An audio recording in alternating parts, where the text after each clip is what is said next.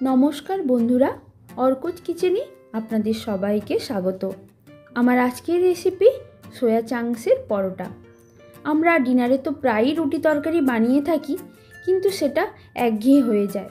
আর অনেকেই আছেন যারা সোয়া চাংস একদমই পছন্দ করেন না, কিন্তু এটা যথেষ্ট প্রোটিনে ভরপুর। তাই এইভাবে যদি বানানো যায়, সোয়া চাংসটাও খাওয়া হয় আর একঘেয়েমিটাও কাটে। আর যে বন্ধুরা আমার চ্যানেলে নতুন এসেছেন, তাদের যদি ভিডিওটা আমার ভালো লেগে থাকে তাহলে সাবস্ক্রাইব করার অনুরোধ রইল। এবার চলুন রেসিপিটা শুরু করা যাক। সোয়া চাংসের পরোটা বানানোর জন্য এখানে প্রথমে আমি পুর বানাবো। তার জন্য সোয়া চাংসগুলো আগে গরম জলে সেদ্ধ করে নিয়েছি। ছোট যে প্যাকেটগুলো হয় সেই এক প্যাকেট আমি সেদ্ধ করেছি। এখানে কয়েকটা রসুনের কোয়া নিয়েছি, 4 থেকে 5টা, এক টুকরো আদা, কয়েকটা কাঁচা লঙ্কা আর একটা মিডিয়াম সাইজের পেঁয়াজ। এবার সোয়া চাংসগুলো আমি কিমা করে নিচ্ছি।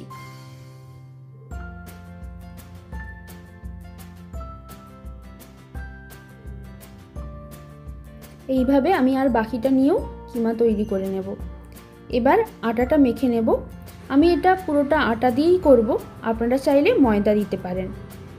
আমি পরিমাণ মতো আটা নিয়েছি, তাতে দিচ্ছি অল্প নুন।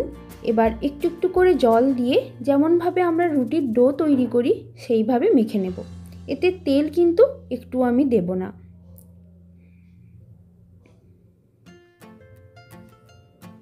আটা মাখা হয়ে গেছে, এটা ঢাকা দিয়ে এবার রেস্টে রেখে দিচ্ছি কিছুক্ষণ। এবার কড়াতে দিলাম 2 চামচের মতো সাদা তেল। তেল গরম হলে এতে গ্রেট করা আদা আর রসুনটা দিয়ে দিচ্ছি। এবার দেব কুচনো কাঁচা লঙ্কা।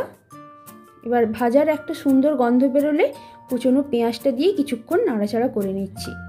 দিলাম 1 চা চামচ লঙ্কা গুঁড়ো আর 1/2 চা চামচ হলুদ গুঁড়ো। কাঁচা গন্ধ চলে যাওয়ার পর যে সয়াবিনের কিমাটা আছে সেটা এর মধ্যে দিয়ে দিচ্ছি। দিয়ে ভালো করে কিছুক্ষণ কষাতে থাকবো।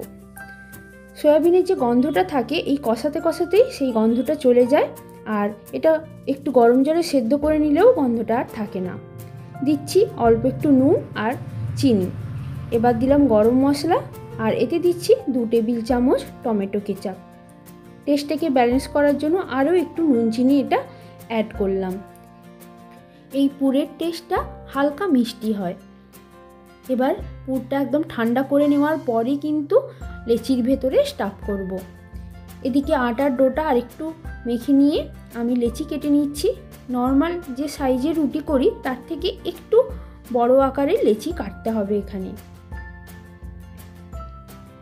এবার একটা লেচি নিয়ে ভালো করে আটা মাখিয়ে নিলাম। নিয়ে হাত দিয়ে প্রেস করে করে একটা বাটির শেপ দিয়ে নেব। যেভাবে আমরা পুলি পিঠে বানানোর জন্য বাটির মতো তৈরি করি ঠিক তেমনটা। এরপর এর ভেতরে দিয়ে দিচ্ছি 2 টেবিল চামচ সয়াবিনের পুরটা। এবার ভালো করে এটা মুখটা বন্ধ করে দিতে হবে, না হলে বেলার সময় এটা পুরটা বেরিয়ে আসতে পারে। তাই ভালো করে মুখটা সিল করে দিতে হবে। এইভাবে বাকি লেচিগুলোর ভেতরেও পুর ঢুকিয়ে নিচ্ছি। আর প্রত্যেকটা লেচির ভেতরে পুর ঢোকানোর পর হালকা করে আটা মাখিয়ে নিচ্ছি, যাতে একে অপরের গায়ে লেচিগুলো চিটিয়ে না যায়।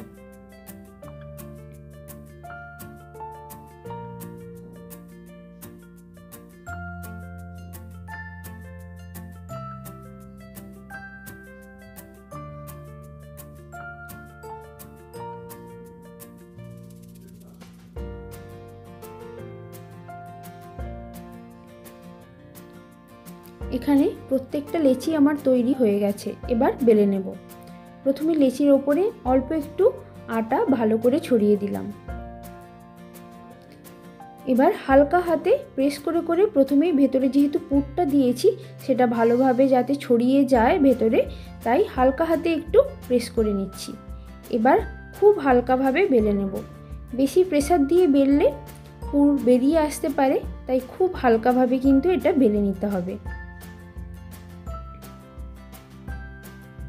এইভাবে আমি বাকিগুলো বেলে নিয়ে ভেজে নেব।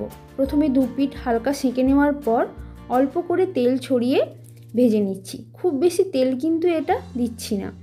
দেখুন খুব সুন্দর কিন্তু এটা ফুলে উঠেছে। এইভাবে আপনারা যদি ডিনারে বা জলখাবারে বানিয়ে নেন, একটু মুখের স্বাদও বদলায় আর এর সাথে আর তরকারিরও প্রয়োজন হয় না, শুধু স্যালাড বা সস এই দিয়েই এটা খাওয়া যায়। খেতে খুব সুন্দর হয় আর পরোটা বেশ নরমও হয়। দেখুন আমি হাতে মুড়ে দেখিয়ে দিচ্ছি, আর ভেতরে পুরটাও কিন্তু খুব ভালোভাবে ছড়িয়ে গেছে। আশা করছি আমার ভিডিওটা আপনাদের ভালো লেগেছে। ভালো লাগলে একটা লাইক, শেয়ার আর সাবস্ক্রাইব করার অনুরোধ রইল। তাহলে আজ এ পর্যন্তই। পরের দিন আসবো আবার নতুন কোনো ভিডিও নিয়ে। ভিডিওটা পুরো দেখার জন্য ধন্যবাদ।